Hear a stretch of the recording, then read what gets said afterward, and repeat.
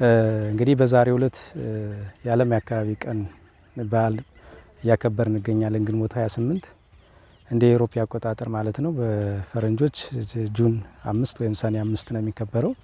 ስለዚህ በዓለም አቀፍ ደረጃ ለ53ኛ ጊዜ ነው የሚከበረው። በ1972 የስምምነት ሰነዱ የተፈራረሙበትና እውቅና ያገኝበት ነው። በ1973 በዓሉ መከበር የጀመረበት ነው። ከዚያን ጀምሮ እስካሁን በዓለም አቀፍ ደረጃ ለ53ኛ፣ በሀገር አቀፍ ደረጃ ደግሞ ለ33ኛ፣ በክልል ደረጃ ለ29ኛ ጊዜ እያከበር እንገኛለን። እንግዲህ እኛም እንደ ከተማ በፍኖተ ሰላም ከተማ በተደጋጋሚ እያከበር እንገኛለን።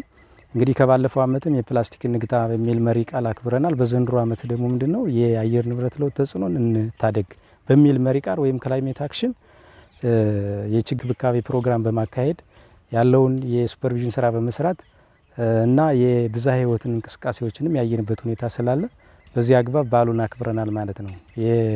በ2017 የተከልናቸው የአረንጓዴ አሻራ ችግኞችን የመኮትኮትና የማረም መጤ አረሞችን የማስወገድ እንደዚህ እያደረግን የሰራንበት ሁኔታ አለ። ስለዚህ በዚህ አግባብ በዓሉን ስናከብር ውለናል ማለት ነው።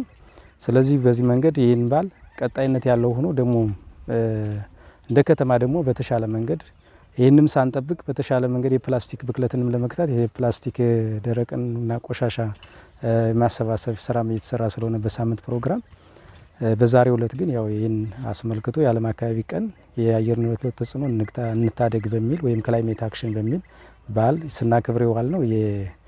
የ2017 የአረንጓዴ አሻራን የችግኝ ተከላ የእንክብካቤ የአረም የኩትኳቶና መጤ አረሞችን የማስወገድ ስራ ሰርተናል። በዚህ ነው በዓሉ የተከበረው።